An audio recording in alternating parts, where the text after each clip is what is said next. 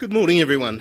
I've been asked to just take a couple of minutes of your time to sadly just remember Mark McKenzie, one of our colleagues who passed away last month after a battle with cancer.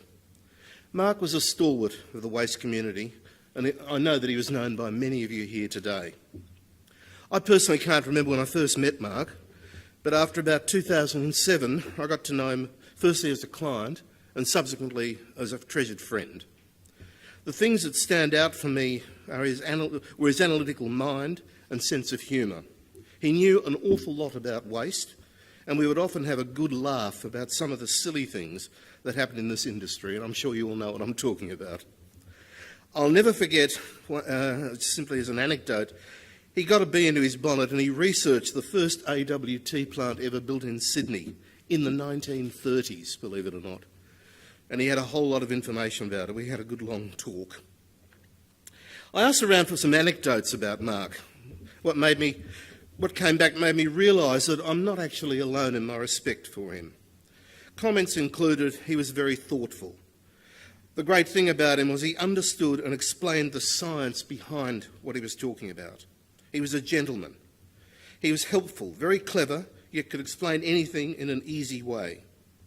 A reminder that we're all lucky to have people in our lives that we like enough to miss when they go.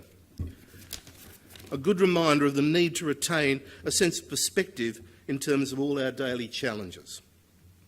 So pleased to have been able to have Mark as a mentor. The fact that he could and would talk to anyone, never talking down to them. He was great at explaining technical things, his humour and his kindness. Nothing was too silly to ask Mark about. And a huge asset to our industry and an all-round bloody good guy. I'd have to agree with all of that. The amazing thing about Mark to me was his approach to his illness.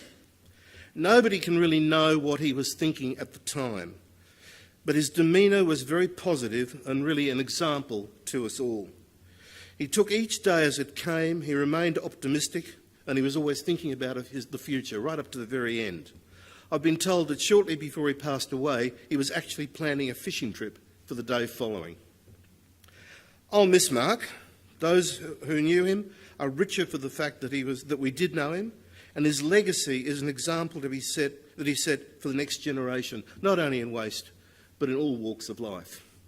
Thank you very much. Vale Mark.